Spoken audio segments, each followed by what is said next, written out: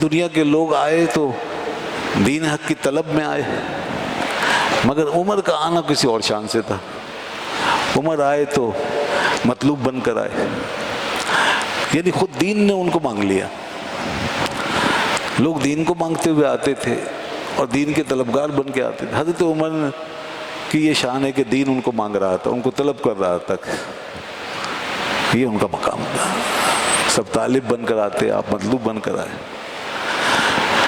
آپ کے لیے پہلے سے ہی دعائیں ہونے لگیں، خود رسول خدا صلی اللہ علیہ وسلم نے دعا فرمائی۔ اصل چیز تو یہ ہے کہ حضور نے دعا فرمائی اور اللہ نے عمر کو اور آپ نے عمر کو اللہ سے طلب کر لیا۔ آپ نے حضرت عمر کو طلب کیا اور کہا اللہم اعز الاسلام بعمر بن الخطاب، اے اللہ اسلام کو عزت و سربلندی عطا کر عمر بن خطاب کے ذریعے سے۔ اے اللہ ان دونوں میں سے ایک کے ذریعے سے، عمر یا ابو جہل، ان دونوں میں سے ایک کے ذریعے سے اسلام کی تائید فرمائے، اسلام کو غلبہ عطا فرمائے۔ آپ نے مختلف الفاظ آئے، کہیں اعزہ کا لفظ آیا، کہیں اید کا لفظ آیا، کہیں آپ نے فرمایا یا اللہ ان میں سے جو تجھے محبوب ہے اس کو اسلام میں داخل کر دے، ان دونوں میں جو تجھے محبوب ہے۔ سبحان اللہ۔ تو حضرت عمر رضی اللہ عنہ کا آنا اس بات کی دلیل بن گیا کہ آپ ہی اللہ کے محبوب ہیں، اللہ کے محبوب تھے آپ، اور یہ دعائیں بتاتی ہیں کہ آپ کے ذریعے سے اسلام کو شوکت حاصل ہوئی، اسلام کو عزت حاصل ہوئی۔ سبحان اللہ، کتنا بڑا مقام ہے یہ کہ جس کے آنے سے دین حق کو غلبہ ملا۔ حضرت عبداللہ ابن مسعود رضی اللہ عنہ نے بڑا اچھا خلاصہ کیا، یہ بات صحابہ کرام کے دور سے چلی آ رہی ہے۔ انہوں نے کہا عمر کا اسلام لانا یہ غلبہ اسلام کا سبب بن گیا، ان کا اسلام میں آنا یہ غلبہ اسلام کا سبب بن گیا، ان کا ہجرت فرمانا یہ نصرت اسلام کا سبب بن گیا، اس سے نصرت حاصل ہو گئی، مدد حاصل ہوئی، اور ان کی خلافت فرمانا اور حکومت میں آنا یہ رحمت بن گیا۔ تو غلبہ، مدد، نصرت اور رحمت ہے۔ یہ حضرت عمر رضی اللہ عنہ کے کہ پوری زندگی اور سیرت کی عکاسی کرتے ہیں، تین الفاظ۔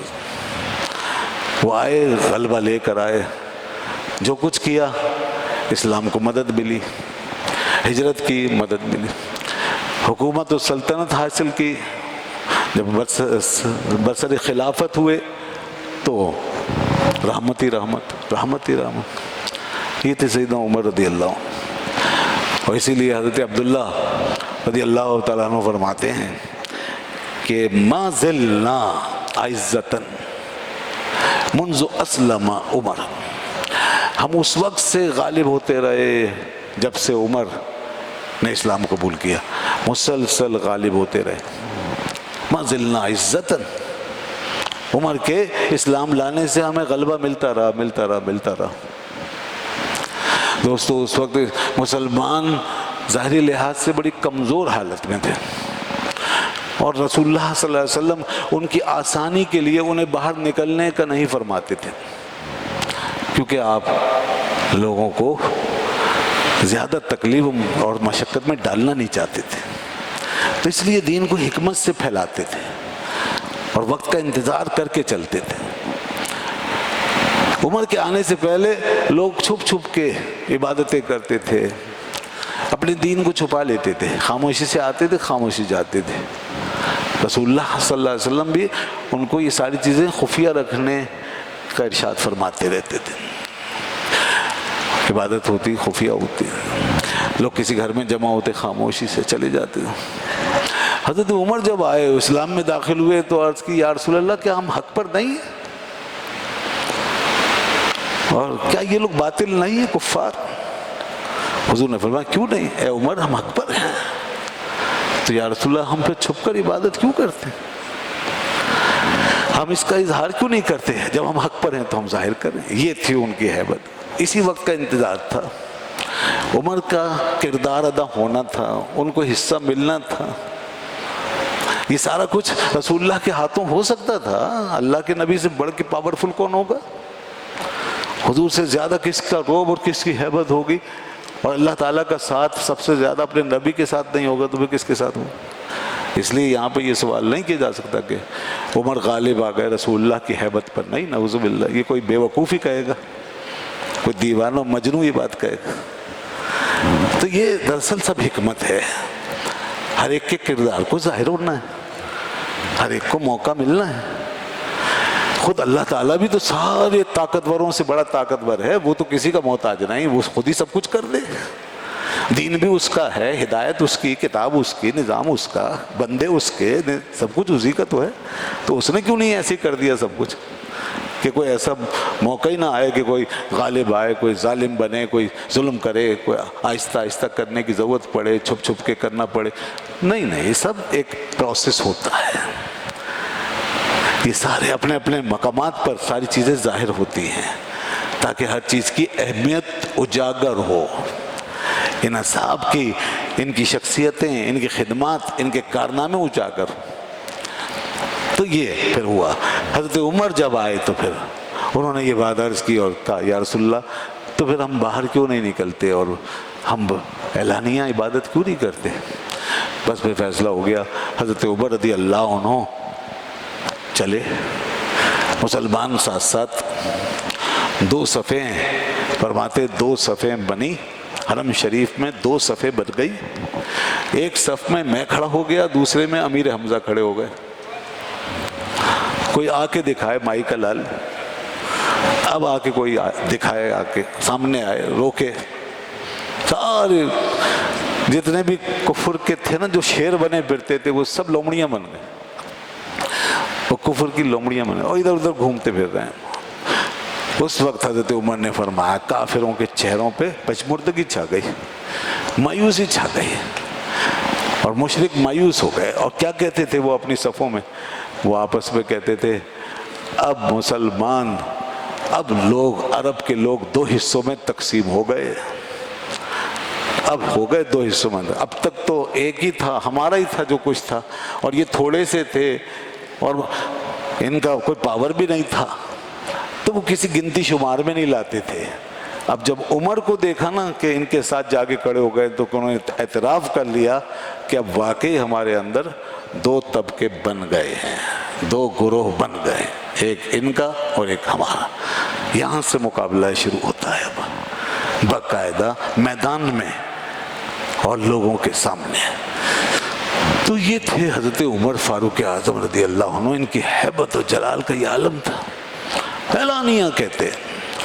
انہوں نے کہا کہ میں جس طریقے سے کفر کی حالت میں ان لوگوں کے بیچ میں بیٹھتا تھا اور بیٹھ کے میں اپنا سب کچھ کہتا تھا، اسی طریقے سے اب اسلام لانے کے بعد بھی میں ان کے بیچ میں جاؤں گا اور ویسے ہی پھر اپنے آج جو کچھ میں جانتا ہوں وہ ان کو بتاؤں گا. جیسے کل میں کفر کی باتیں ان سے کرتا تھا، آج اسلام کی باتیں ان سے کروں گا. اور کل بھی ان کے بیچ بیٹھتا تھا، آج بھی ان کے درمیان میں جا کے بیٹھوں گا. یہ تھی ان کی شجاعت.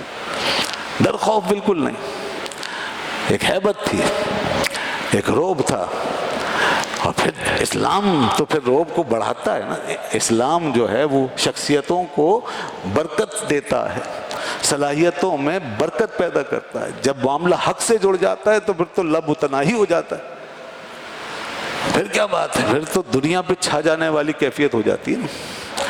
عمر اگر اسلام میں داخل نہ ہوتے تو زیادہ زیادہ عرب کے ایک نوجوان سمجھے جاتے، عرب کے ایک شیروں میں سے ایک شیر سمجھے جاتے، قریش کے بہادروں میں سے ایک بہادر سمجھے جاتے. اور کیا ہوتا، کچھ عرصے تک ان کا قصہ ہوتا، اس کے بعد بات ختم ہو جاتی. بہت سے سورج ڈوب گئے، بہت سے آفتاب ڈوب گئے، بہت سے طاقتور زمین بوس ہو گئے. عمر کا بھی نام و نشان مٹ چکا ہوتا.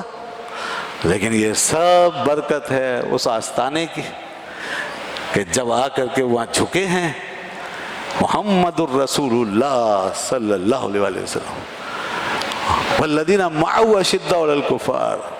اللہ فرماتا ہے پھر دیکھو وہ جو ان کے ساتھ ہیں تو پھر ان کی کیا بات ہے. تو پھر یہ صرف عرب کی محدود دنیا تک محدود رہنے والے لوگ نہیں بلکہ اب لامحدود حدوں کو چھونے والے ہیں۔ اب ان کا ایک قدم زمین پہ تو دوسرا آسمانوں کی بلندیوں پر ہوگا۔